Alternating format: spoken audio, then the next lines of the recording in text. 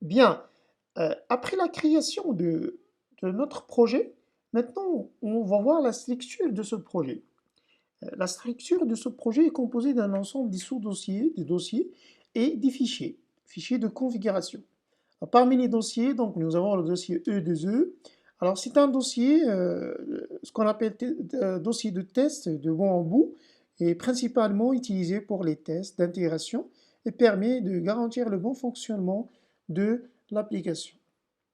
Il y a aussi ce qu'on appelle Node Modules. Alors, Node Modules contient des sous-dossiers, des fichiers. Tout simplement, c'est une librairie, c'est une bibliothèque contenant l'ensemble des fichiers de CSS et l'ensemble des fichiers de JavaScript. Donc, c'est une librairie qui permet de vous aider à créer des applications basées sur CSS et JavaScript. Nous avons aussi le dossier SRC. Donc, dans ce dossier-là, qu'on va beaucoup travailler, euh, c'est-à-dire euh, tout le développement du projet sera dans cette partie-là. Donc, dans cette partie, on a plusieurs des dossiers, des sous-dossiers, et des fichiers de configuration qu'on va les détailler par la suite. Parmi les fichiers nécessaires pour bien déployer notre projet Angular, c'est le fichier angular.json. Alors, angular.json, il contient le nom de projet, la version de CLI, et aussi il permet de spécifier les fichiers de style. Alors, vous pouvez ajouter ton de style que vous voulez ici, donc tout simplement qu'il faut donc mettre le chemin des fichiers de style pour les utiliser dans votre application. Parmi les fichiers de style utilisés actuellement par défaut, c'est style.css qui se trouve dans SRC, qui se trouve dans le dossier source. C'est ce fichier-là. Bien, nous avons un autre fichier qu'on appelle package.json.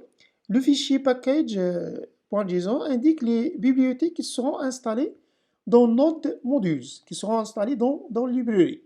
Et donc, dans ce fichier-là, on trouve un ensemble de dépendances et les versions correspondantes. C'est-à-dire quelles sont les librairies d'animation, tout ce qui est forms, platforms, les routes, etc. Par la suite, on va voir bibliothèque par bibliothèque au niveau de développement de notre projet. Donc, en revanche, il contient les librairies et les versions correspondantes, toutes les dépendances au niveau simple et au niveau de développement euh, qui seront bien sûr, qui seront bien sûr définis dans ce fichier-là. Nous avons un fichier ce qu'on appelle ts.config. Alors ts.config, c'est un fichier dans lequel nous avons un ensemble des options de compilation requises lors de la compilation. Donc, un ensemble des options dans laquelle on aura besoin au niveau de compilation du projet. Nous avons aussi un autre fichier, ce qu'on appelle tslint. Alors tslint, c'est un fichier de configuration dans lequel qu'on va mettre l'ensemble des règles à prendre en compte au niveau de compilation, c'est-à-dire les espaces, par exemple, entre le nom de la variable et sa valeur. Par exemple, est-ce qu'on va mettre des virgules ou non au niveau après l'instruction ou point-virgule ou autre. C'est-à-dire l'ensemble des règles qu'on applique au niveau de compilation. Par exemple, je prends un exemple d'un fichier TS. Par exemple, dans ce fichier, nous avons une variable déclarée avec un espace égal un espace et la valeur de cette variable. Alors, les espaces et les virgules et les points-virgules sont définis dans le fichier TS, sont définis dans le fichier tslint.json. Alors, dans ce fichier-là, qu'on va mettre l'ensemble des règles à respecter au niveau de compilation. Sinon, quand vous supprimez tout ça, et mettre le fichier en vide, ça veut dire qu'on ne va pas appliquer les règles. Et donc, la compilation va euh, être définie d'une manière simple, c'est-à-dire sans règles. Voilà donc les fichiers qui sont nécessaires au niveau des projets, au niveau des exécution, au niveau de compilation du projet. Maintenant, la partie la plus importante dans la structure, c'est cette partie source, dans laquelle nous avons un ensemble de fichiers, fichiers de configuration, de tests unitaires, etc., et fichiers de démarrage, index.html, et nous avons des fichiers, des dossiers qu'on va les détailler. Alors on commence par le fichier le plus important, c'est le fichier index.html. C'est la page d'accueil de notre application, dans laquelle nous avons le code HTML de démarrage et nous avons dans le body, c'est-à-dire dans le corps de la page, un composant. On peut insérer plusieurs composants. La meilleure façon d'insérer un composant principal, uploads. Et puis par la suite, dans le composant principal, qu'on va insérer des composants. Donc on va parler des composants par la suite, comment créer un composant, comment mettre les composants dans les pages. Alors le fichier index.html, c'est le fichier de démarrage qui sera bien sûr donc défini par un fichier de style, ce qu'on appelle fichier style.css. Alors dans ce fichier-là, on va mettre l'ensemble des styles. Actuellement, il est vide, mais vous pouvez mettre un ensemble des styles que vous voulez, qui seront appliqués à ce fichier-là et seront appliqués aussi à l'ensemble des composants liés à ce fichier. Actuellement, nous avons un seul composant uploads. Alors, ce upload est défini dans le composant principal et précisément dans la partie app, c'est-à-dire la partie applicative. Dans cette partie applicative, nous avons le composant principal. Alors, le composant principal défini par un fichier TS, appcomponent.ts. Alors, dans ce fichier-là, nous avons le composant, d'une manière générale, est défini par un nom, un sélecteur, uploads. Alors, c'est le fichier, en fait, le nom qui est défini dans index.html, et qui est défini ici comme balise, et contient aussi le code HTML correspondant et le fichier CSS correspondant. Alors, le fichier HTML correspondant, c'est ce fichier-là, et le fichier CSS, c'est ce fichier. Donc, dans ce fichier HTML, nous avons le code HTML. Alors, vous pouvez mettre le code HTML que vous voulez. Par exemple,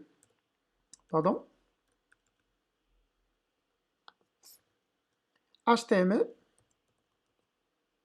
le corps de l'HTML, l'entête, par exemple, et le corps de la page HTML. Et qu'on va mettre dans le corps un message défini par la balise H2, par exemple. Vous pouvez bien sûr mettre ici votre corps HTML qui sera affiché dans le browser.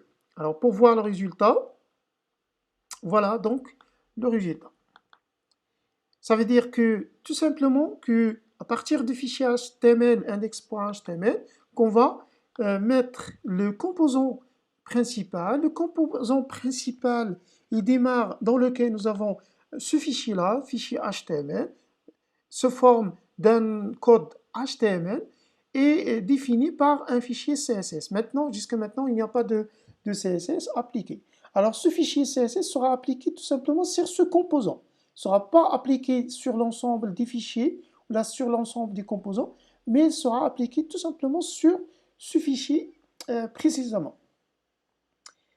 Bien, donc, nous avons le composant principal, il est défini par appcomponents.ts, dans laquelle nous avons la définition du composant, et nous avons le code TypeScript, ce qu'on appelle le code TypeScript. Bien sûr qu'on va détailler par la suite la notion de TypeScript, la définition de TypeScript et aussi comment codifier en utilisant le TypeScript. Le TypeScript, tout simplement, c'est un langage orienté objet, un langage créé en 2012 par Microsoft. C'est un langage, comme j'ai dit, orienté objet, ça veut dire qu'on peut définir des classes et instancier des classes et définir des propriétés, les attribuer, et aussi définir des méthodes, si vous voulez. Donc, dans ce fichier-là, dans ce composant TS, le fichier TypeScript, TS ça veut dire TypeScript, qu'on va définir l'ensemble des méthodes et l'ensemble des attributs dans une classe orientée objet. On va bien sûr parler sur ce langage dans les prochaines vidéos. Bien, en restant dans la structure de la source, dans la structure, nous avons un ensemble d'autres fichiers, tels que le fichier, par exemple, de test unitaire, ce qu'on appelle test.ts. C'est un fichier de test unitaire qui permet de tester l'application. Nous avons autre fichier, parmi les fichiers, nous avons le fichier, ce qu'on appelle karma.config ou karma.config.gs. C'est un fichier utilisé pour les tests unitaires via le rapporteur, ce qu'on appelle le rapporteur. Toutes les informations requises pour le projet sont fournies dans le fichier, dans ce fichier-là, dans le fichier karma.config.js. Nous avons un fichier qui est très très important, c'est le fichier dans lequel on va bien sûr développer l'application, qu'on va passer beaucoup de temps de développement. C'est le fichier appmodule.ts. C'est le fichier principal de votre projet, dans lequel nous avons des déclarations, nous avons des importations, nous avons des providers, ce qu'on appelle les fournisseurs, et puis les bootstraps, le démarrage.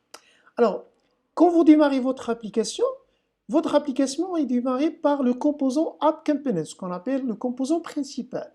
Ce composant principal App Components est défini ici dans appmodule.ts et sera défini par la librairie App Components. Et donc, pour démarrer le composant principal, donc il faut mettre son nom dans Bootstrap. Après, bien sûr, le démarrage du composant principal, qu'on peut démarrer autres composants. Et ces composants seront déclarés dans la partie déclaration. Jusqu'à maintenant, nous avons un seul composant, c'est le composant principal. Quand vous créez un autre composant, il sera ajouté automatiquement dans cette partie déclaration. Nous avons les importations qu'on peut importer des modules, ce qu'on appelle les modules. Alors, dans un projet Angular, on peut avoir plusieurs modules. Modules pour, par exemple, tout ce qui est browser module, c'est-à-dire un module principal de ce qu'on appelle plateforme browser, c'est-à-dire la plateforme d'Angular. Vous pouvez ajouter des modules concernant, par exemple, les services HTTP qui sera ajouté automatiquement, qui sera ajouté dans cette partie d'importation. Si vous avez, par exemple, créé un formulaire, donc il faut importer le module des formulaires, form module, ce qu'on appelle form module, et ainsi de suite. Ça dépend du modèle que vous voulez utiliser dans votre application, que vous pouvez les ajouter dans la partie importation. En revanche, nous avons 4 parties essentielles, les déclarations, les imports, les boosters et les providers. Qu'est-ce que ça veut dire le provider? Ben, tout simplement l'ensemble des services à utiliser. Par exemple, si vous avez utilisé le service mailing, donc il faut le mettre ici. Vous avez utilisé un service concernant l'accès à la base de données, donc il faut l'ajouter dans Provider, et ainsi de suite. Donc on va voir ça dans la partie service. Bien, ça ce sont en fait les éléments nécessaires pour mettre en œuvre une application Angular. Les fichiers, ce sont des fichiers qui sont obligatoires pour déployer une application Angular. Dans les prochaines vidéos, on va voir bien sûr qu'est-ce que ça veut dire les composants, comment créer les composants, qu'est-ce que ça veut dire les services, comment créer et générer des services. Et on va voir comment accéder bien sûr à la base de données, récupérer les données, etc. Donc à la prochaine.